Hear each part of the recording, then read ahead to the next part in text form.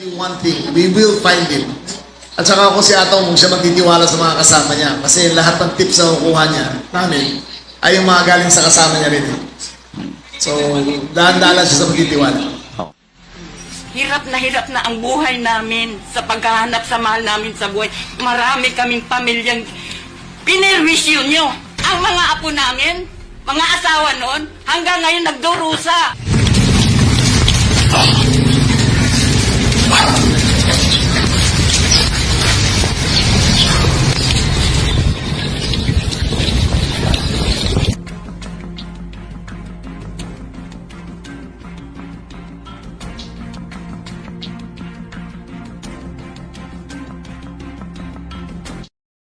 Matinding revelasyon ni DILG Secretary Remulla kaugnay sa pinagtataguan at may nagtatago daw umano kay Atong Ang.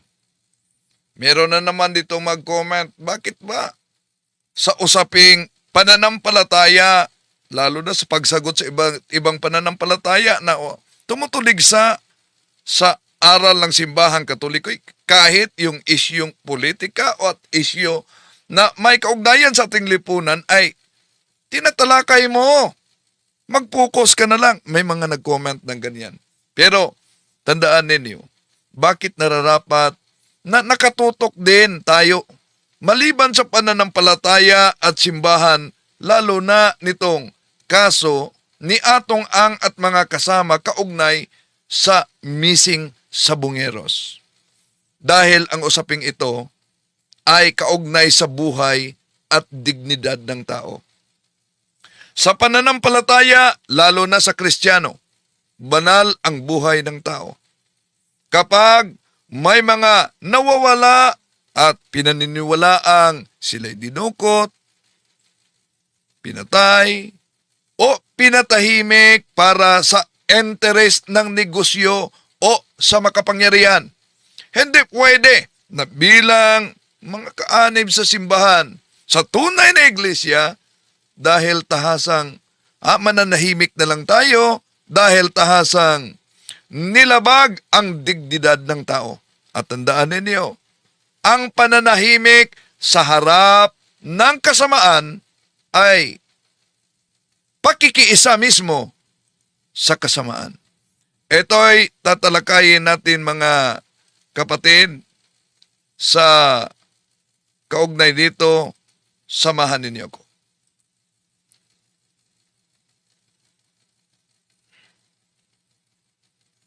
Kumusta? Welcome. Ito yung lingkod, Brad Wendell Talibong, muling magkasama sa inyo. Congratulations sa Diocese of Iligan.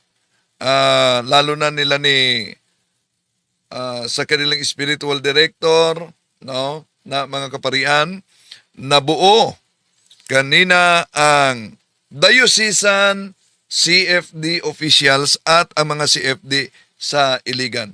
Lalo na kay Father Nasser Saragosa at sa mga kasamang kaparian. Congratulations sa mga newly elected CFD sa Iligan Diocese. Congratulations. At sa lahat nating mga suking taga-subaybay, inanyayahan natin huwag kalimutang pindutin ang like sa ating live at huwag din kalimutang mag-subscribe kung bago ka lang at pindutin ang bell button para updated kayo, mag-comment at i-share ninyo mga kapatid. At kung saan man kayo ngayon nagsubaybay sa iba't ibang bahagi sa ating bansa, sa ating live, at sa mga kapatid natin OFW sa iba't ibang bansa, inaanyayahan natin na i-comment ninyo kung saan kayo nakabase para alam natin kung saan nakaabot ang ating talakayang ito. Ngayon, may isinagawa na press conference si DILG Secretary Remulla kaugnay sa pinagtataguan sa makapangyarihan, maimpluwensya na negosyanteng si Atong Ang. Alam niyo naman na sumuko yung iba, nahuli ng iba, sa kasalukuyan si Atong Ang ay nagtatago. At meron na siyang 10 million na inilabas para sa sino man na makapagturo sa kaniyang kinaroroonan. So, noon pa man, tinatalakay at tinututukan natin ito sa investigation, pero may mga nagkomento, bakit umano kaugnay sa usaping ito, dapat pang tatalakayin natin, dapat umano mag-focus na lang sa usapin na may kaugnayan sa pananampalataya. Pero ito'y may kaugnayan talaga sa pananampalataya. Dahil sa Biblia at sa tradisyon ng simbahan, laging panig ang Diyos sa mahihirap at walang laban. Laging hinahamon yung mga makapangyarihan kapag inaabuso dito ang kanilang kapangyarihan. So, sa usaping missing sa Bongeros, mga karaniwang tao ang biktima. Walang impluensya. May pamilyang naghihintay para sa kanilang hustisya. Kung hindi sila ipinagtanggol sa simbahan, sino pa? Di ba? Pakinggan muna natin itong bahagi lang sa press conference. Tinitignan ba din ninyo yung possibility na baka may nagkakanlong na kay Atong Ang? Siyempre, Oo. ang daming pera nun, no? 1 billion a day, kinita niya for 3 years. Can you imagine how much money he has? 1 billion a day for 3 years. So, nothing is beyond his reach kung gano'ng karami ang pera niya. Oo. Even sir sa ranks po ninyo sir, halimbawa sa Ay, PNP. kung current PNP, sigurado ko wala. Sa kanya na, wala. O, bilang monitor namin, wala. Pero, daming pera eh. Kung gano'ng karami ang pera mo, halos lahat kaya mong bilhin. But I guarantee you one thing, we will find him. At saka ako si Atong, huwag siya magtitiwala sa mga kasama niya. Kasi lahat ng tips na kukuha niya, namin, ay yung mga galing sa kasama niya rin eh. So, dahan-dahan siya sa magtitiwala. Oh. Sec, yung kay General Torre, doon nagsalita na kanina yung Malacanang na matatanggap yung mga benefits and all. Sec, may share ba kayo sa amin? Bakit tumagal ng ganun? Bakit umabot pa sa puntong ganun na... Hindi siya nagre-retire eh. So, wala kami magagawa, di ba? Di naman kami pwedeng mamilit sa tao na mag-retire. Diba? It is his option. So, hintayin natin. I think nagsalita naman lang kanya kanina sa status, di ba? Parang will receive the benefits pa rin daw optional. lahat? Oh. Binigyan yata siya ng optional. Pero sabi niya, hindi niya pa doon napipirmahan eh. So, hindi ko alam kung anong kwento niya. Pero sabi niya hindi eh. So, hindi ko pa alam kung we granted him full benefits. But let's wait for Malacanang na lang to give the full picture. Pero Kasi sir, ang Malacanang ang appointing authority eh. Kami Oo. taga-process lang. pero when he received the position as GM ng MMDA, Ipso facto resign. Not retired Resign. Ipso facto resign. alright. Thank you, sir. Thank you. Ryan Lasigas of PTV4. Hi, sir. Good afternoon. Sa kay Ang muna, ano yung connection niya? Why Cambodia and Thailand yung... Kasi lumipat doon lahat ng Pogo eh. So lahat ng illegalista rito, alam mong illegalista, kapwa illegalista rin ang hinahanap niya eh. So nung nakita niya maluwag doon siya pumunta. Doon siya officer of operations siya. Sa kay Con naman, mention sa isang interview ata, nasa Lisbon,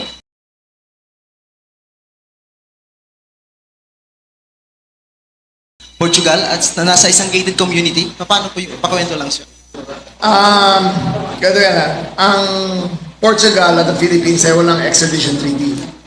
So, nag-issue nagkaroon ng programa ang Portugal ng Golden Passport. Ibig sabihin, kung mag-invest ka ng konti ron, ng halaga, bibigyan ka nila ng Portuguese passport. Ang batas nila, if the offense was committed before the granting of the passport, pwede nilang pwede siyang extradite.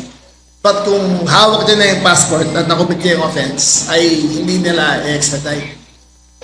As of our information, 10 years ago pa lang may passport na siya. So, naghahanap kami ng kaso ngayon na 10 years older para yun ang ipapile namin sa kanya. Criminal talaga.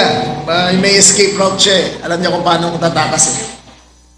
But Sec, he is under surveillance dun sa gated Yes, we community know naman. the exact community where he stays. Hindi lang pwede pumasok parang Forbes Park. Parang Forbes Park eh. Pero hindi rin siya lumalabas. Ando doon yung operatives natin. Hindi ko makain sa labas eh. Hindi naglalakad. Doon na siya. Doon na siya mismo sa maliit na lugar. So, again, he's a poor man with a lot of money. Sa lahat ng pera niya, wala siyang mabibili ng kalayan, hindi niya ma-enjoy yung pera niya. Mga anak niya, miserable yan doon ngayon. Wala silang makausap rin. So, he's a poor man with a lot of money. Quincy Kahilig of Radio Pilipinas. Ay, good afternoon po, sir. Tatanong ko lang po kung kamusta po, sir, yung pakikipagtulungan naman po ng mga pamilya po nitong nila Atong Angat ni Zaldico po. Nakikipag-ugnayan po ba sa inyo, sir, sila? Hindi pa. Wala pang ugnayan mula sa pamilya. Okay po. Yun lang po. Thank you po. Okay? Okay tayo? Yes. Oh, meron pa. Okay. Ito? Okay. Check. Follow up lang sir kay General Torre. Invited pa ba siya sir sa Dawning of Bronx next week? Of course. Kung pwede na nga, siya na magbigay ng siya na maglagay ng, siya kasama sa, yung flag turnover. We want him to be there to make it more formal. Sir, nasabi mo kahapon, nag-uusap naman kayo. Nabanggit niyo ba sir kung interested siyang sumama or magpakita sa Hindi namin pinag-usapan yan eh. Pero yung pinag-usapan niya yung retirement niya, sabi niya, oh, thank you sir, thank you very much. Ayun lang sabi niya sa akin. For context lang sir, kapag optionally retired, ano maging epekto nun sa yung clearances ng niya, ng mga harassment cases when he's with PNP? Sa ombudsman yan eh. Kailangan niya kumuha ng clearance sa ombudsman. Pero sir, yung full benefits, sigurado naman niya. Ang na-process namin is 90%. Parang 90% kasi hindi niya, parang ganun eh. 90%, 7.5 million ng lump sum, 190,000 a month, kung di ako nagkakamali. Parang ganun eh, 160 or 190,000 a month for the rest of his life. According to the salary scale ng salary standardization law. Parang ang understanding kasi sir namin, yun ang isa sa mga gusto niyang maklear. Yung mga hinaharap niyang harassment cases when he's with PNP. And anong magiging epekto sir kapag optionally retire? As far as NAPOLCOM is concerned, wala na siyang kaso dito sa NAPOLCOM. Sa ombudsman ang kaso niya. But I asked him to go there and get his clearance. At sabi niya, gagawin naman niya. Di General Torres sir. Ah. Thank you sir. Ian Cruz of GMA7. Apo. Sec, kay Atong Ang, possible kaya na gumamit siya ng passport na hindi talaga niya passport para makaalis siya? Mahirap na yun eh, kasi ngayon meron ng standardization ng passport, yung mga e-gate. So mahirap na kumuha. As far as we know, wala siyang Portugal or Spanish or Malaysian passport. Wala siya nun. So ang ano niya talaga, area niya ngayon, possible, Southeast Asia. Southeast Asia, ang hinahanap natin, titignan namin. Madali kasi mag-blend din sa Southeast Asia. Hindi siya mag-stand out mo. Magkakamukha tayo lahat eh, di ba? Well, despite sa sinabi ng Estonia na mukha tayong unggoy, tingin ko naman magkakamukha tayo lahat eh. From Indonesia, Malaysia, di ba? Magka-iisa itsura natin eh.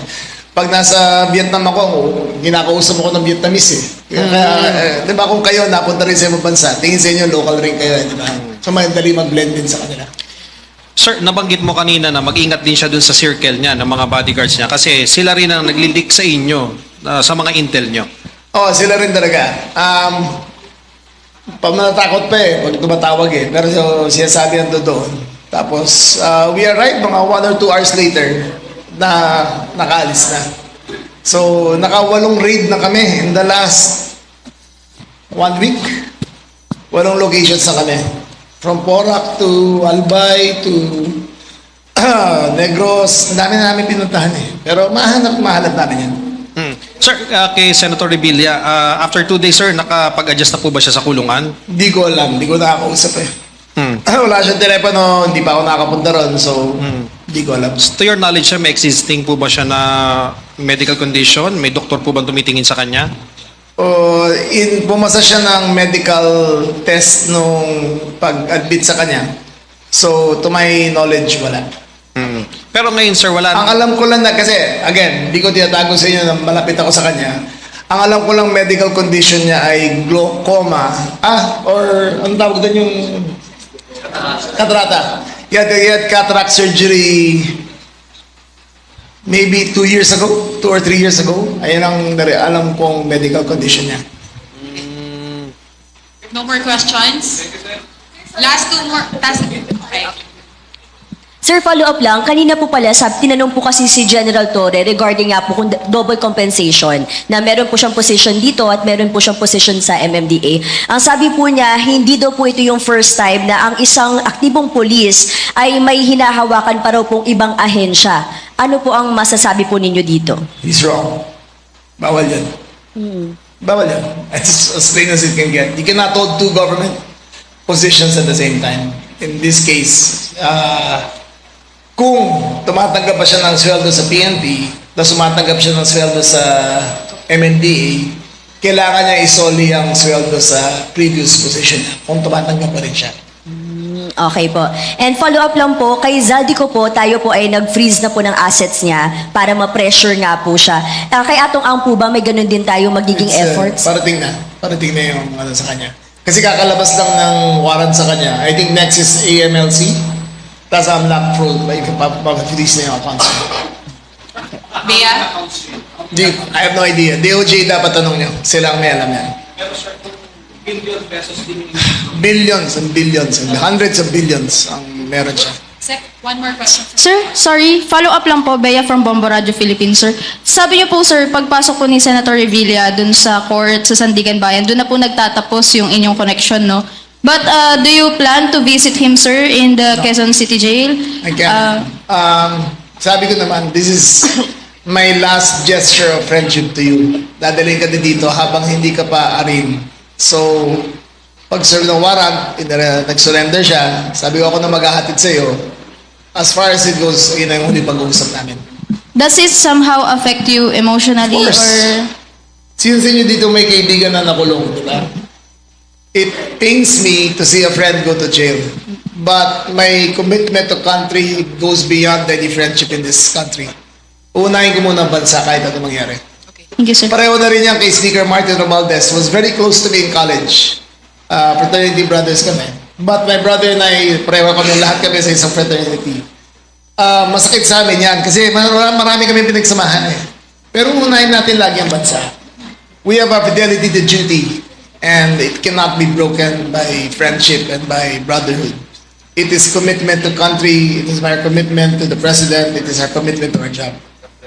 Okay, sir. Sir, last na lang, sir. Last question. Sir, kahapon you mentioned na adequately address ang corruption sa PNP and the Almost, yes. Bureau of Fire Protection, yung bumili ka ng mga body cams. Sir, this time, meron pang dalawa, sir, under you, yung local government units and the Bureau of Jail Management. Sir, lalo na sa mga local government, ang problema yung paghingi ng mga building permits, binabayaran. Paano ma-address yan? Isa-isa. Isa lang katawan ko, di ba? Pero, Okay, yun ang bahagi sa press conference kaugnay kay Atong Ang, no? Tinututukan, kung kayo nagsubaybay, matagal na nating tinututukan ito. At bakit ba tinututukan? Hindi lang yung kaugnay sa pagsagot sa ibang mga tuligsa sa iba yung pananampalataya. Dahil ang simbahan ay may moral na tungkulin na magsalita. So therefore, tayong mga kaanib din sa simbahang Katoliko ay makibahagi sa isyu ng ating lipunan. Although, hindi trabaho ng simbahan ang humatol kung sino ang may sala sa kaso, pero tungkulin itong igiit yung katotohanan at lalo na ang hustisya. Lalo na kapag may makapangyarihan na pinaghinalaan, may mga pamilyang umiiyak at naghahanap ng sagot. Di ba? Lalo na kung parang natatabunan yung mga kaso dahil sa pera at impluensya. So, kahit ang isang makapangyarihang tao gaya ni Atong Ang, dapat din tutukan natin ano kaya ang takbo sa kasong ito. Bakit? Bakit? Dahil kailangan magkatuon ang pananampalataya at ang simbahan sa kasong ito dahil ito ay usapin ng buhay. Ito ay sigaw ng hustisya. Ito ay pagsubok kung may saysay ba yung konsensya ng bayan. Yeah? So, babala din ito, lalo na sa lipunan. Bakit? Kapag pinalampas ang ganitong uri ng krimen, nawawala ang takot sa kasamaan. At delikadong masasanay na ang bayan sa kawalan ng hustisya. At magiging normal ang may pera, lusot na.